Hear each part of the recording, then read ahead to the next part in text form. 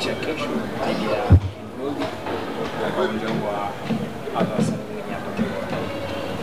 Tuzungumzie vipi tena labda? Tuzungumzie kuhusiana na mechi yes. Wachezaji kama jamani, naomba maswali yasiwe mengi kwa sababu wenzake wameshaanza. Wachezaji kama wachezaji tumejiandaa vizuri na tumefika hapa kwa sababu ya mchezo wa kesho. Tupambanie pointi 3 ambazo tumezifuata huko. Sio chengine. Awesu ni mchezaji gani ambaye kwa upande wa mpinzani wako unamchukulia kwa utahadhari zaidi?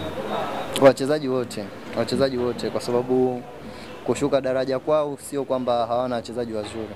Wana wachezaji wazuri na wachezaji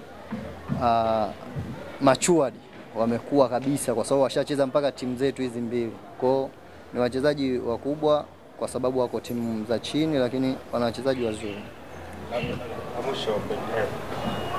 Mmekosa makombe matatu mpaka hivi sasa. Mmebakiwa na ligi kuu tu. Hii kwenu inawapa pressure kiasi gani na tahadhari gani ambayo mnakuwa mnaingia nayo? Tahadhari tangia tunaanza msimu upo kwa sababu hatujapanga hata hayo makombe matatu ya kosa, lakini isivyo bahati tumekosa makombe matatu, tumebakiwa na moja, tunalipambania ili moja. Kwa hiyo pressure inaweza kuwepo kwa sababu wote tunakigombania hichi kitu kimoja. Matumaini ya wanasimba ni juu yenu wachezaji katika mchezo unaosalia kwa ajili ya kwenda kutimiza yale ambayo wanatamani ndani ya msimu huu kombe huu. Nyinyi kama wachezaji mnazungumza nini hasa kwa michezo ya mwisho mitatu, lakini pia michezo ambayo kila timu inaenda kukutana nayo pia wengine na uhitaji wa kushinda hapa? Uzuri wa timu kubwa sio muda wote wachezaji wanakuwa wanakaa vikao kwa sababu kila mchezaji ambaye anacheza Simba anajua kitu ambacho kimemleta Simba. Kwa kila mchezaji anajua umuhimu wa mechi ambazo zilobaki ili tuchukue ubingwa, tushinde mechi zote 3. Kwa tupo kwa ajili hiyo. La mwisho tunakwenda kukutana na timu ambayo wachezaji wake wanatumia nafasi za mwisho kujiuza. Matokeo sio kitu kwa mmejiandaa vipi? Sijaelewa swali lako. Wachezaji mnakwenda kukutana nao kesho, nafasi wanao si ya matokeo sana, ila ni ya kwenda kujiuza. Ninyi mmejiandaa vipi, mna pressure kiasi gani kwao?